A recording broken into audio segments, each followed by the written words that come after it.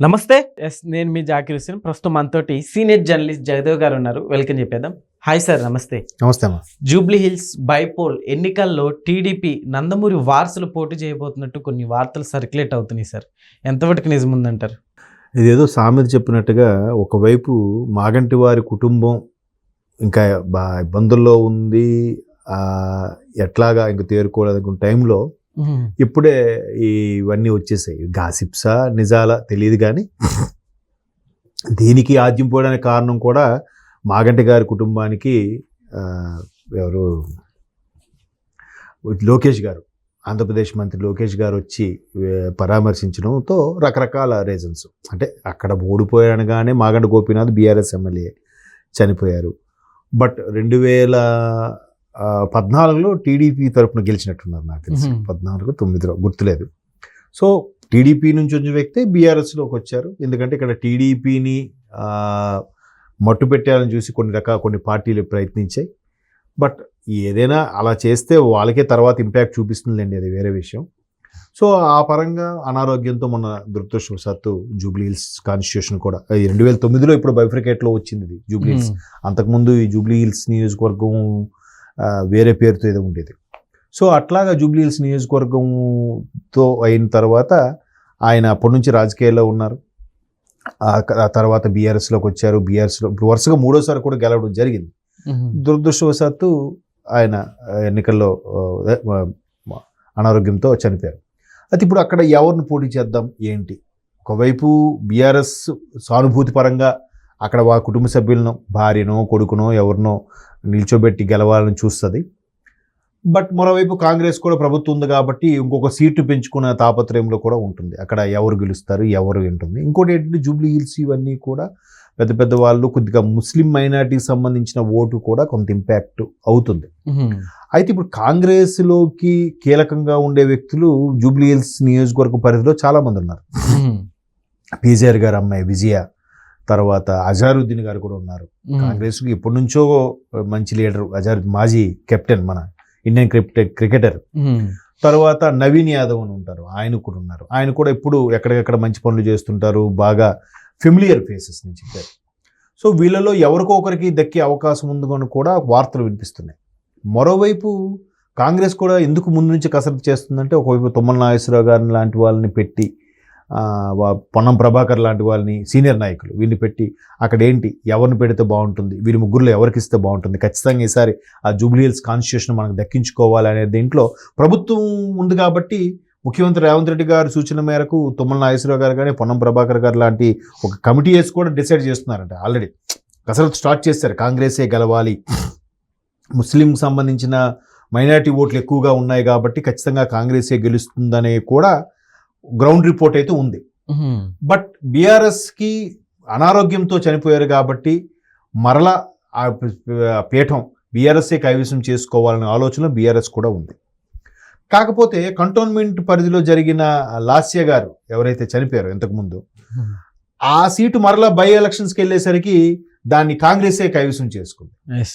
So అలాంటి పరిస్థితుల్లో ఇక్కడ కూడా మరలా కాంగ్రెసే కైవసం చేసుకుంటుందా, బీఆర్ఎస్కి అవకాశం వస్తుందా? మరోవైపు బీఆర్ఎస్ వైపు కూడా చాలా విమర్శలు ఉన్నాయి. ఈ ఫోన్ ట్యాపింగ్ వ్యవహారాలు కానీ, కొన్ని రకాల విమర్శలు కానీ, కవిత గారి అరెస్ట్ కానీ, కేటీఆర్ గారి మీద వచ్చిన ఆరోపణలు కానీ, కేసీఆర్ గారి మీద వచ్చిన ఆరోపణలు కానీ, ఇవన్నీ కూడా చూస్తే బీఆర్ఎస్ కన్నా కాంగ్రెస్కే ఎక్కువగా అవకాశాలు ఉన్నాయనేది ఒక వాదం.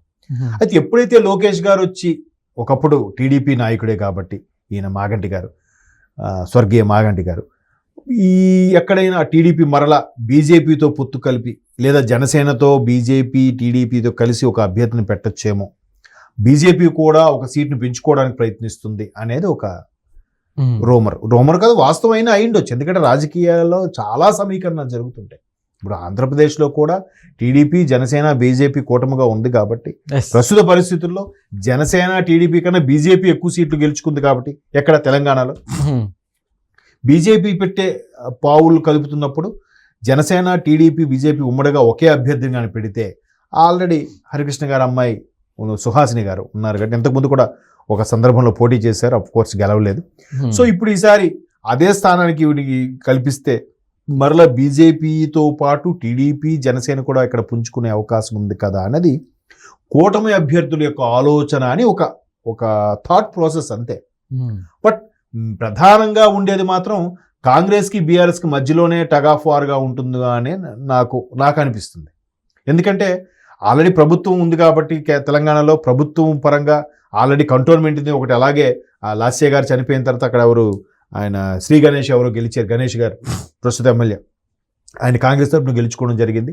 ఇక్కడ కూడా కాంగ్రెసే గెలుస్తుందని ఒక అభిప్రాయం. సానుభూతి అది వర్కౌట్ అయితే ఎక్కువ సందర్భాల్లో ఎవరైనా చనిపోతే ఆ కుటుంబ సభ్యులకి ఎవరికో పెట్టి నింపితే సానుభూతి పరంగా గెలిచేసే ఎక్కువ సందర్భాలు ఉన్నాయి. బట్ ఒక్కోసారి సానుభూతి కూడా వర్కౌట్ అవ్వదు అనుకోండి, వేరే విషయం. సో అలాంటి సందర్భాల్లో మనకి ఇప్పుడు నియోజకవర్గ పరిధిలో కానీ ప్రస్తుత రాజకీయ పరిస్థితుల్లో కానీ వీళ్ళ అవసరం అని అనుకున్నప్పుడు వాళ్ళని గెలిపించుకుంటుంటారు ప్రజలు కూడా. మరి అది ప్రజల యొక్క సైకాలజీ అంటారా, లేదంటే చాలా మంది ఈవీఎంల ట్యాంపరింగ్ అంటారా తెలియదు, కానీ అట్లా వర్కౌట్ అయిన సందర్భాలు కూడా ఉన్నాయి. సో కాంగ్రెస్ కూడా చాలా గట్టిగా ప్రయత్నించే దిశగా నడుస్తోంది. ఎందుకంటే సీనియర్ నాయకుల్ని ఒక కమిటీగా పెట్టి అక్కడ జూబ్లీ హిల్స్కి ఎవరు నిలబెడితే బాగుంటుంది, విజయ గారినే, మన పీజీఆర్ గారు అమ్మాయి ఆమెనే, లేదంటే ఆల్రెడీ విష్ణువర్ధన్ గారు ఓడిపోయారు కాబట్టి లేదు విష్ణుకి మరలా అవకాశం ఇస్తారా ఇవ్వరా అనేది క్వశ్చన్ మార్కు. మరోవైపు ఇప్పటి నుంచి ఉన్న సీనియర్ నాయకులు అజారుద్దీన్ గారు ఉన్నారు. మరోవైపు స్థానిక లోకల్గా చాలా వరకు ఎక్కువగా సామాజిక సేవలు కానీ కొన్ని సర్వీసెస్లో కానీ ఎక్కువగా నవీన్ యాదవ్ గారి పేరు వినిపిస్తుంటే మీరు ఒకసారి ఆ ఏరియాలోకి వెళ్తే నవీన్ యాదవ్ గారి హోర్డింగ్లు ఎక్కువగా కనిపిస్తూ ఉంటాయి. ఈవెన్ మొన్నటి వరకు మాగంటి గారు ఉన్న మాగంటి గారి కన్నా నవీన్ యాదవ్ గారి కాంగ్రెస్వి ఎక్కువగా హోర్డింగ్లు కనిపిస్తుండేవి. సో నవీన్ యాదవ్ గారికి ఇద్దామా విజయారెడ్డి గారికి ఇద్దామా అని కూడా ఒక మీమాంసలో ఉంది కాంగ్రెస్ ప్రభుత్వం. మొత్తం మీద కాంగ్రెస్ యొక్క బలముని ఆ సంఖ్యని పెంచుకోవాలని చూస్తుంది, స్వతహాగా పెంచుకోవాలని. ఎందుకంటే ఇక్కడ నుంచి బీఆర్ఎస్ నుంచి జంప్ అయ్యే వాళ్ళ గురించి ఆల్రెడీ వాళ్ళు అసెంబ్లీ నుంచి నోటీసులు రావడం కానీ, కేటీఆర్ గారు లాంటి వాళ్ళు సుప్రీంకోర్టు వరకు వెళ్ళి అక్కడ లాయర్ల యొక్క న్యాయ సలహాలు తీసుకుని వాళ్ళ మీద కేసు వేసే ఆలోచనలు కూడా ఉన్నారు. కాబట్టి స్వతహాగానే కాంగ్రెస్ బలాన్ని పుంజుకుంటే రాబోయే 3 ఏళ్ళు కూడా డోకా లేకుండా, ఇంకొక 3.5 సంవత్సరాలు డోకా లేకుండా ఉండడానికి కాంగ్రెస్ అయితే విపరీతంగా కసరత్తు చేస్తుంది.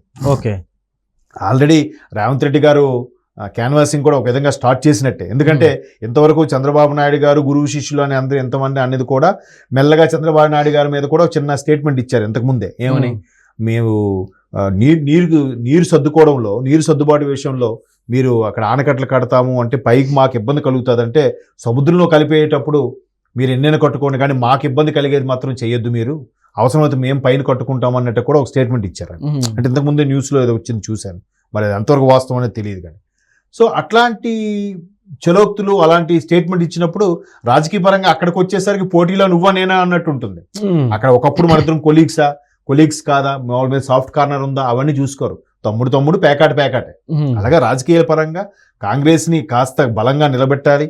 మరోవైపు కాంగ్రెస్కి కొన్ని రకాల విమర్శల పరంగా ఏది మూసీ పరివాహక ప్రాంతం కానీ, ఇప్పుడు అదే అవుట్కట్స్లో మొత్తం కమిషనర్ గారు వెళ్తున్నారు కదా, ఎక్కడికక్కడ కోలగొట్టేయడం ఇవన్నీ జరుగుతున్నాయి. కాబట్టి అది కొంత వ్యతిరేకత ఉంది, దాన్ని మరలా కప్పిపుచ్చుకోవాలి, ప్రజల యొక్క ఆదరణ పొందాలి. కాబట్టి ఈ రైతు నేస్తాన్ని ఇంప్లిమెంట్ చేయడం, ఎక్కడికక్కడ సభలు నిర్వహించడం, రైతుల కోసం పోరాటం చేయడం, డెవలప్మెంట్ వైపు కూడా కాన్సన్ట్రేట్ చేయడం శ్రీధర్ బాబు గారి ద్వారా, ఇలా చేస్తూ జెండా పాతాలి, సంఖ్యను పెంచుకోవాలనే కాన్సెప్ట్తో సుదీర్ఘ నిర్ణయంతో కాంగ్రెస్ ఉంది.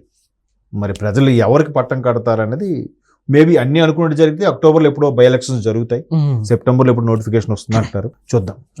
Okay sir, thank you.